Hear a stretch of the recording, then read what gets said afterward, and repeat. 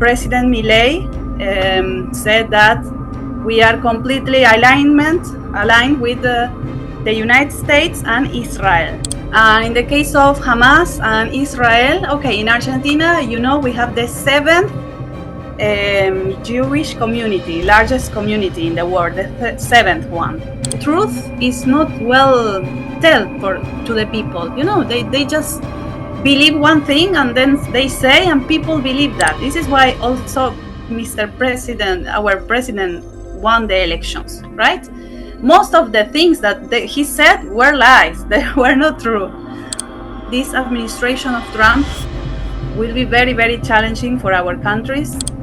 They put the immigrant as a threat instead of helping or maybe trying to understand the cause of the problem, why the person migrates and looks for other place to live.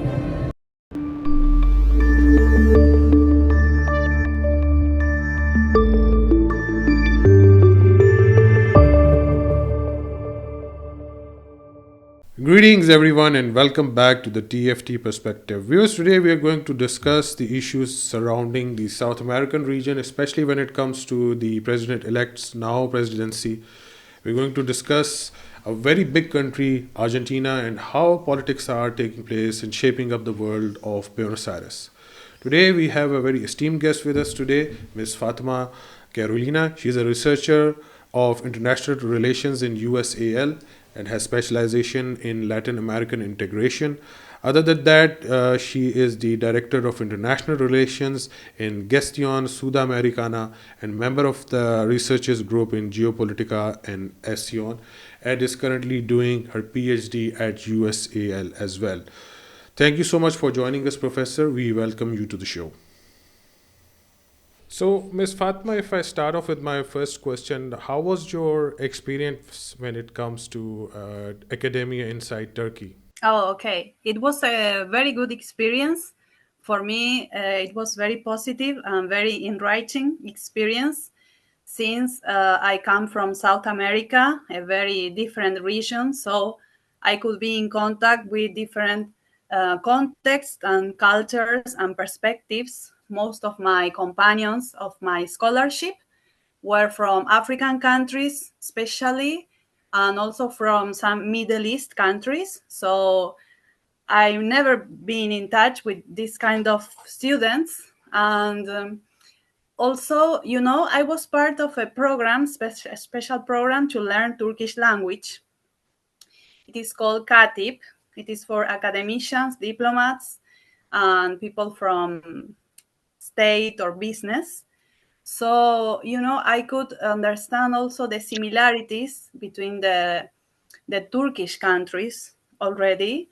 So for people from Latin America and South America, it's very different experience. Also, another particular thing is that I could be in touch with different problematics of this international system, like Islamophobia or terrorist attacks that we are not very familiar in this region of the world.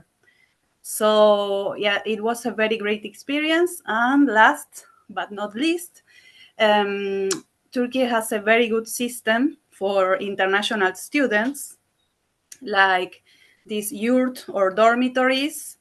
And the scholarships are really good, especially for people that has not another work. So the money is quite, is according to the scholarship. So it allows you to study and live in Turkey, like having a good time in Turkey. So yeah, it was great.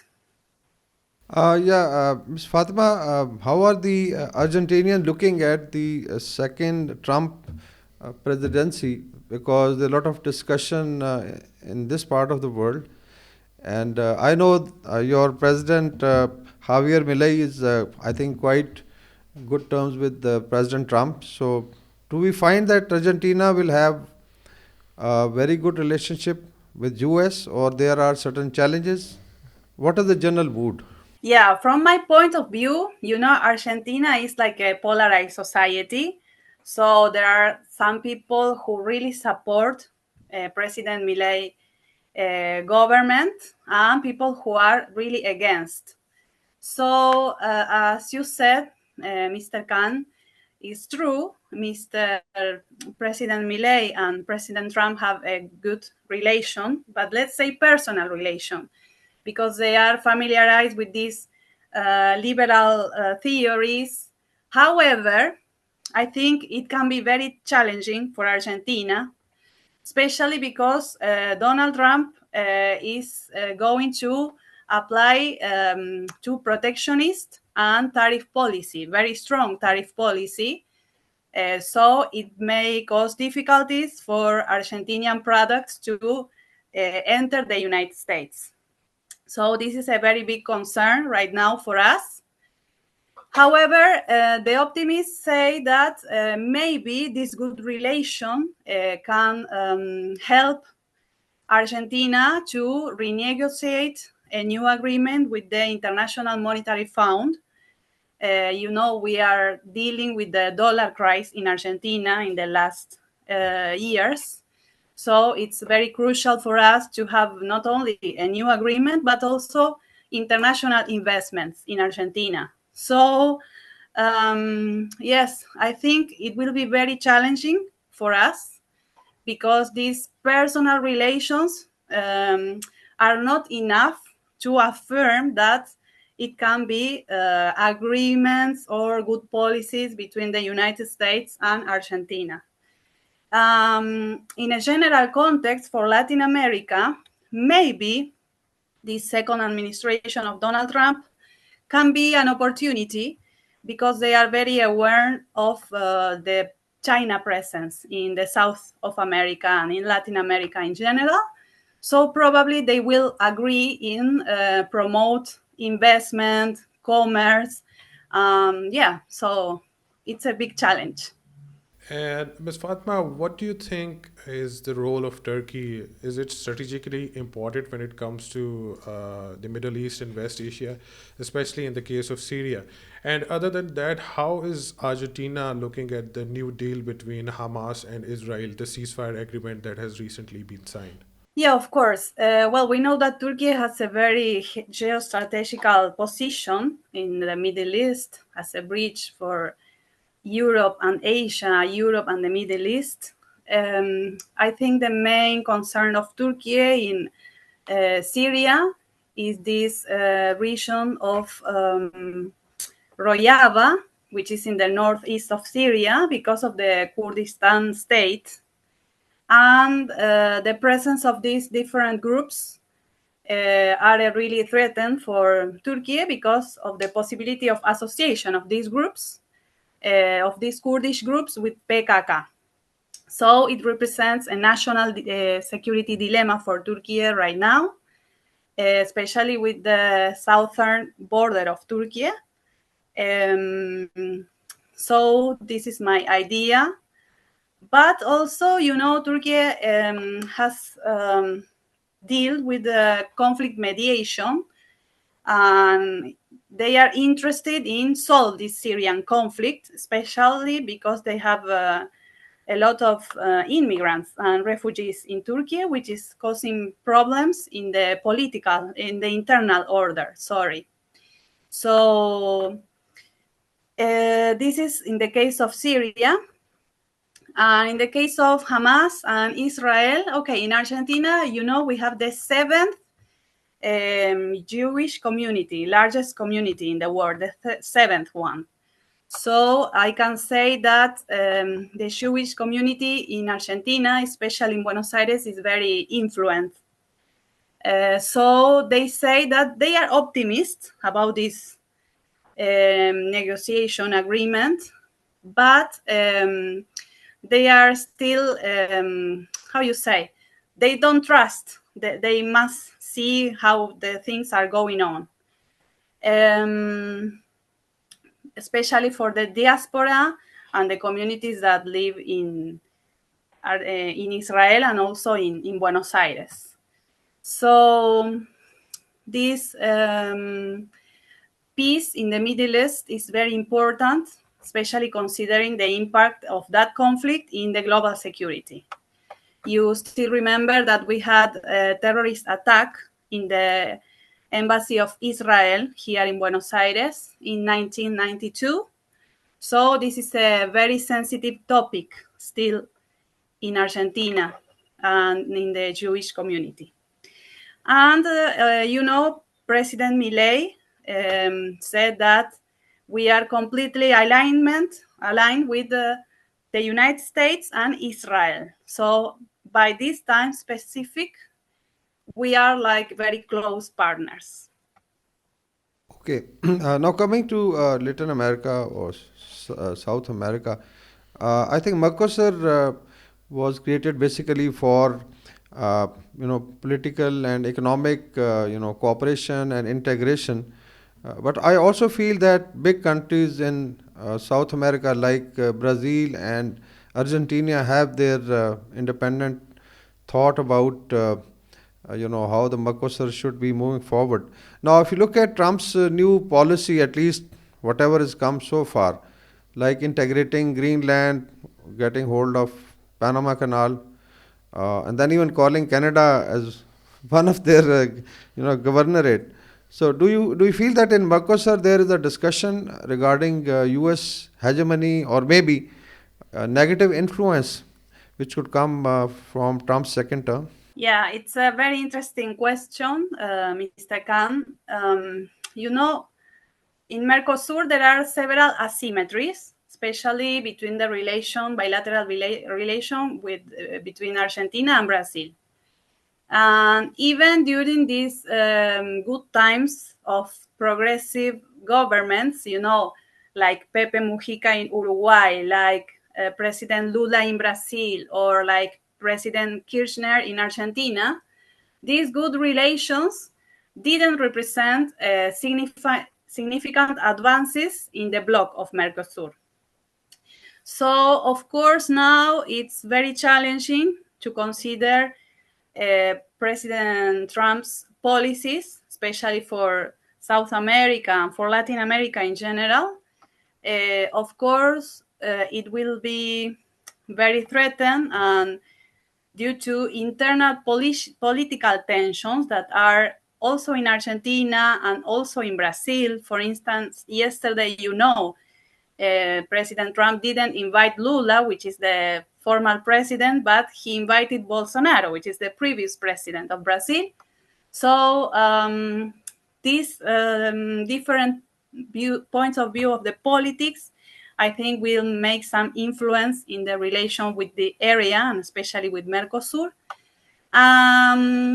However, of course, there is a strategical vision that all of our countries want to trade with the United States. The United States is one of our main partners, not only in trade, but also for our national security. So I think, it will be like check and balance negotiation between the countries of the region. However, Mercosur has its own capacity to promote trade relations, for example, with Europe and Asia as a bloc.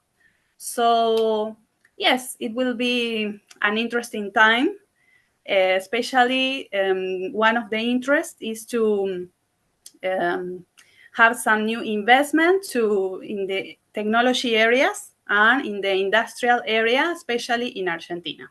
And what do you think is the scope between improving relations between Argentina and Pakistan at large? Our trade volume is very low these days. But other than that, what efforts can both Argentina and Pakistan put in order to improve relations? It's good. It's a good question. The bilateral relations between Pakistan and Argentina are very cordial and cooperative. We have diplomatic relations since 1951. We have a trade relation.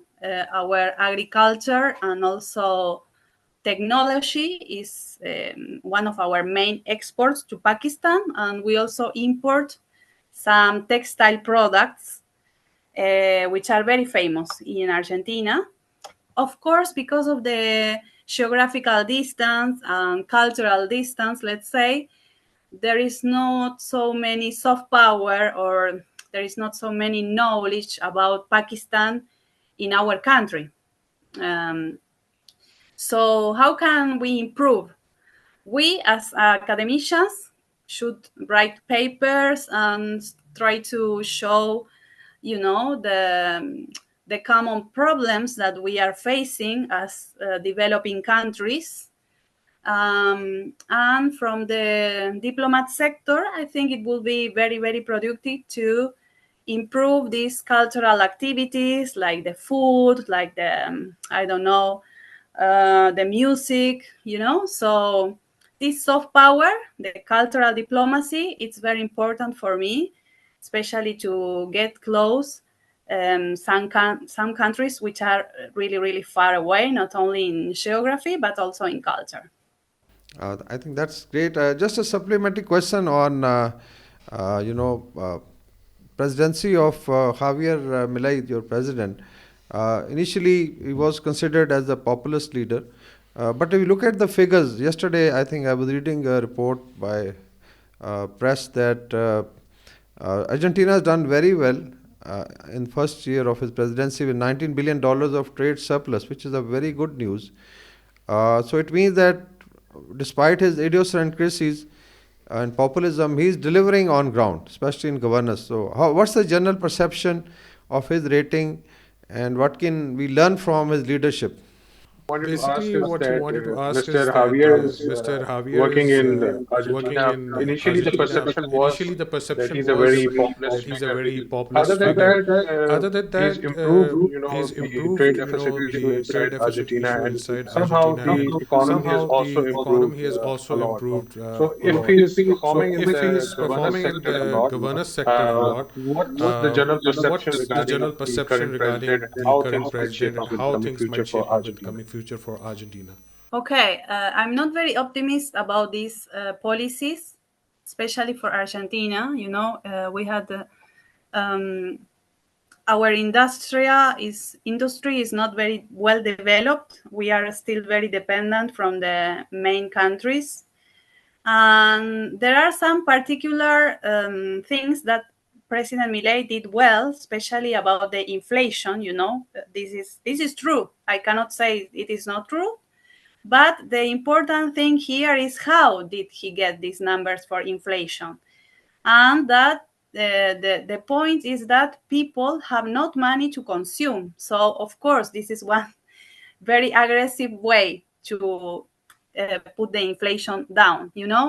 So, I think this policy economic model is not the appropriate for a developing country for like Argentina, with 60% of poor people, with 40% of people that cannot eat properly. So these liberalism, ideas, I think, are very against with the things that the developed countries are doing for their people. They protect their people. They are trying to make better these wealth state policies, trying to protect the education, the health. Here, this is like very aggressive policy of neoliberalism. They are opening the economy for the private sector. But unfortunately, the private sector in these Latin American countries don't work properly. They just think about making business. So this is quite political, but unfortunately, we lived this in the 90s. And this kind of politics finished with a very big crisis that took so many years for Argentina to get well. Yani. So unfortunately, I'm not optimist about this economic process. And maybe in the international field, he is doing the correct thing in order to align Argentina with Occidental countries. However, we are talking about a new global order. So we must think about BRICS, we must think about China, Russia, new partners. So I think a country like Argentina cannot close only with the United States and Israel. We must diversify our partners, our strategic alliances. So from my point of view, these politics are not going well, are not properly for Argentina, especially in this time. Yes. So, uh, Miss, it's been a pleasure to have you on the show. And clearly, you mentioned a lot of things when it comes to Argentina and the global order at large. One last question I wanted to ask is that you mentioned that, when it comes to general politics inside Argentina as well as in Latin America as a whole, we are now seeing President Trump, issuing a lot of immigration-related questions when it comes to people illegally migrating from either Colombia, Venezuela, or even Central America to United States. So, in that atmosphere, do you think that it is wise for Argentina to keep U.S. as a close strategic ally? Because in a lot of questions, Mr. Trump has actually suggested that we might use, military options against cartels inside Colombia. So South America itself will be disturbed a lot. So how do you see the future unfolding inside this region during his presidency? Okay, I think the region is polarized. The societies are polarized. We have these extreme ideas of the right parties that are being successful in our region, unfortunately, because the corruption is a variable that we have to take into account in order to analyze Latin American region, which is the richest in resources, natural resources, but the most unequal in terms of income and levels of life. So I think this administration of Trump will be very, very challenging for our countries, especially because, yes, as you said before, the immigrants, he's saying that he will deport and send back the illegal immigrants, but actually they need them for their levels of production and consumption. They need the immigrants, the work of the immigrants. Also, we have immigrant problems in Argentina because we have, some migrants from the limited countries. Um, Also, another problem I can face, it will be the thing of drugs and narco traffic, let's say in English. Because the biggest problem of this kind of governments is that they put the immigrant as a threat instead of helping or maybe trying to understand the cause of the problem, why the person migrates and looks for other place to live. So these ideas are very, very are very problematic for the region, because also we have this problem of the technology and the way that people have an idea of the thing. Maybe the truth is not well told to the people. They just believe one thing and then they say, and people believe that. This is why also Mr. President, our president, won the elections, right? Most of the things that he said were lies. They were not true. But in this post era of the technology, it is very hard to understand the truth, the reasons that are behind of this. So I think in our region, particularly, this technology and this democratic process is really in problem right now, because people are against immigrants, are against, the society is very, very polarized and very aggressive, very violent. So interesting times are coming to our region. Yeah. So, Ms. Fatima, it's been a pleasure. So, a brief background regarding Argentina and its upcoming challenges, especially when it comes to the presidency of Donald Trump, as well as in the South American region, and how Argentina can actually interconnect with Middle East, with Europe, as well as South Asia. We also discussed the issue when it comes to Pakistan-Argentina relations and how we can actually improve those relations, keeping in view the emerging global order and the emerging economies and developing economies in such a multipolar world these days. So that's it for today, folks. Please do leave a like and subscribe our channel. Thank you so much for watching us. Bye bye.